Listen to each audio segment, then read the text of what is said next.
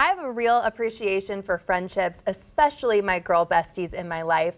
These women have celebrated my successes, grieved the losses, and just straight up showed up for all the moments in between in my life. That's why I'm delighted to talk with author Lilly Dancyger in her new book, First Love, a collection of essays that treat women's friendships as love stories that they really are. Thank you for being here. Thank you for having me. So, for someone that hasn't seen this book yet, tell me about First Love. Yeah, so, I mean, my female friendships are my first loves, you know, and so these essays explore those relationships with all the nuance and intimacy and depth that romantic relationships have been getting, you know, the literary treatment for centuries, and I just didn't see friendships getting that depth of exploration, so that's what I'm trying to do. I love that so much because I do feel like, you know, I have a couple besties that are really like my soul sisters, we call them, or my soul mates. And do you believe in that as well? And I know you had a cousin you were really close with as well, if you can speak to that. Yeah, my cousin Sabina was murdered when she was 20 and I was 21. And that, oh my gosh, I'm so sorry. Thank you. That kind of was the impetus for this book, because losing her gave me a new appreciation for the women in my life, you know, and made me want to just hold them close and want to make sure that they knew how much I love them. And these essays are kind of a way to do that. Do you feel like there's not enough of an emphasis on that, of telling your friends, you know, how much you love them and your girl besties in particular?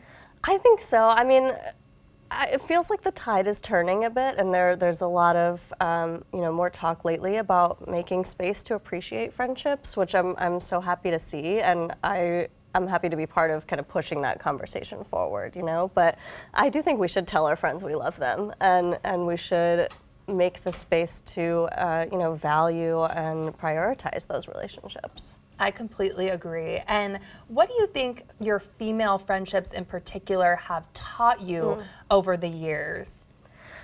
You know, my female friendships are, I think, the space in which I've become myself in every stage of life, and I think they've taught me of who I am and who I can be and who I want to be in the world. You know, I think from the earliest age, you know, from elementary school, your girlfriends are kind of where you experiment with different versions of yourself and see possibilities of who you might want to be in the world. And I think that continues into adulthood. Yeah, in all stages of your life, I guess. You have certain friends. And friendships, as we know, take work. They're not always easy.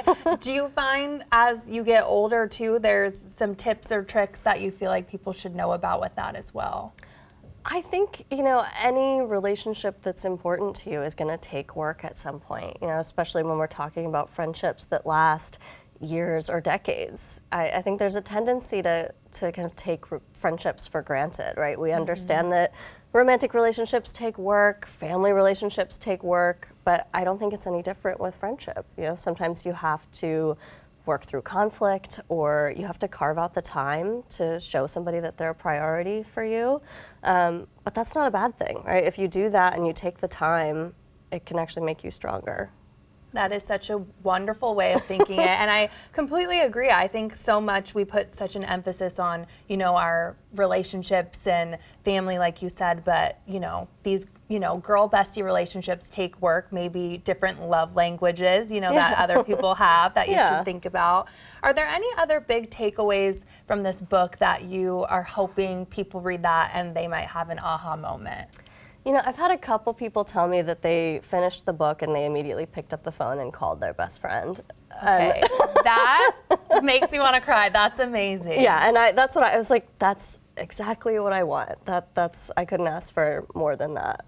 So, oh my gosh. And talk to me more about your relationship with your cousin and how that really, you know, has, I guess, prompted maybe this thought to write this book. Yeah, well, so the title essay of the book is also called First Love, and that's the essay about her. You know, Sabina was a year younger than me, and we were super tight from, you know, the moment she was born. And, you know, little girl best friends, and we drifted apart a little bit as teenagers just because we were living very different lives, but we kind of found each other again right when we were, entering adulthood. And then she died, right when that was happening. And yeah, like I said, it made me realize that you can lose anybody at any time, and there's not always tomorrow or next year or the rest of your lives together, so it made me see how important it is to make your love for somebody clear right away today. Definitely. You're making me want to pick up the phone Yes. for sure, which is probably the goal there. Yeah. And, for anyone too with this passion of writing, any, tips for someone getting out there and just getting it done and writing your book? I'd say, writing a book is always hard, and knowing that and just doing it anyway, I think that's it, that's all you can do. In a way, the second book was easier for me, not because it was actually easier, but because I didn't expect it to go smoothly. I knew at the beginning, this is gonna be difficult, I'm gonna feel in over my head, I'm gonna feel like I don't know what I'm doing, and I can't pull it off, but knowing that was coming, and then when those feelings came, I was like, okay, this is the part where I'm full of self-doubt. Imposter syndrome, exactly, all of that all we of have, that. but Yeah. you did it. And just it's roll amazing. through it, yeah. Has anyone already read the book and said anything to you where they were just, I know pick up the phone and call their friends, but anything else or any essay that really has stood out, you think, so far? One of the ones that I think I've been getting the most feedback on is there's a big essay at the end about true crime, and it's kind of a meta essay basically about why I didn't write a true crime book, and why the book that I wrote about my cousin and, incited by her murder is a book of love stories, and kind of turning that idea on its head, that you can write about somebody who was taken in a violent way without letting that violence kind of absorb and overshadow the rest of the story, and wanted to make it about her as a person, as a living girl, and as, what she brought to my life, which was this understanding that your best friends can be your truest loves. Completely agree. Lily, it was a pleasure. Thank you for being here. Thank you. And you can hear more from Lily about women's friendships and her book, First Love, tonight at Elliott Bay Book Company in Seattle at 7 o'clock.